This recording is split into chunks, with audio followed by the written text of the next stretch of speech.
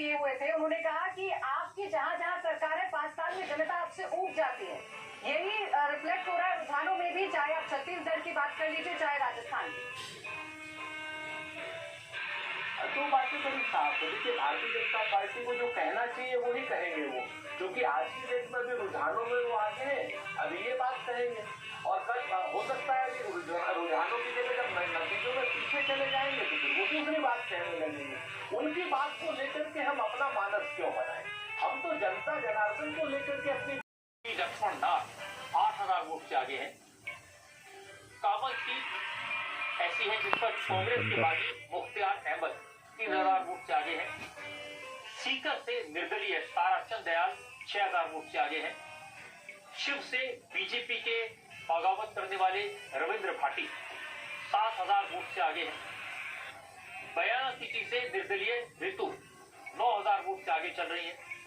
डीडवाना से वसुंधरा के करीबी यूनुस खान 1,500 वोट से आगे चल रहे हैं।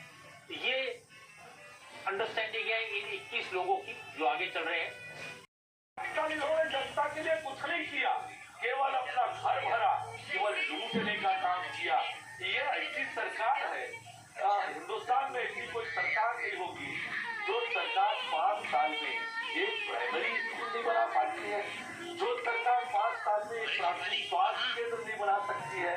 केवल और केवल छत्तीसगढ़ को लूटने का काम किया, छत्तीसगढ़ की जनता को धोखा देने का काम किया। ऐसी सरकार वो बड़े बड़े दावे लगातार ये कर रहे थे, 75 पार।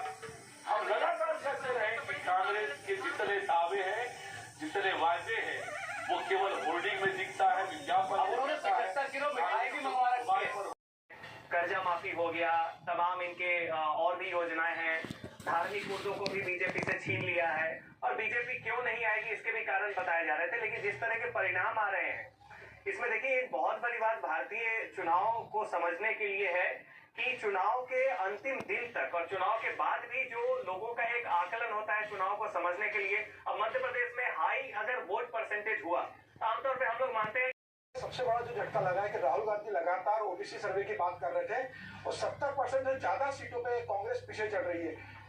मध्य प्रदेश की 47 सीटें जो एसटी के लिए आरक्षित है उसमें से 40 सीटों पे भारतीय जनता पार्टी आगे चल रही है और 37 सीटें जो एससी के लिए आरक्षित है उसमें से 32 सीटों पे भारतीय जनता पार्टी आगे चल रही है।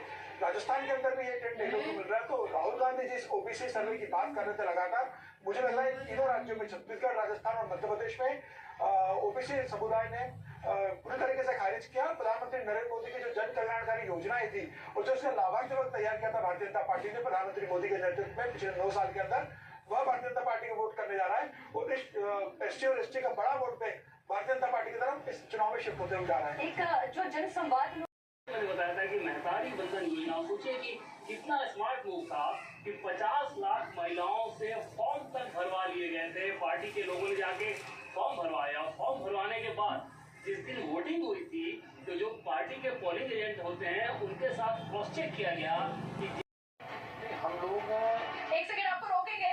एक बड़ी खबर आ रही है, छिंदवाड़ा से पूर्व मुख्यमंत्री कमलनाथ पीछे चल रहे हैं। इस तरह की ब्रेकिंग न्यूज कंफर्म हो रही है कैंडिडेट और हो सकता है कि ये ब्रेकिंग न्यूज सबसे आ गई है। और छिंदवाड़ा से पूर्व मुख्यमंत्री कमलनाथ पीछे चल रहे हैं, जो सिर्फ एक बार लोकसभा चुनाव के जीवन में आ रहे हैं, अपने ही इलाके से विधानसभा सीट पर पीछे चल रहे हैं।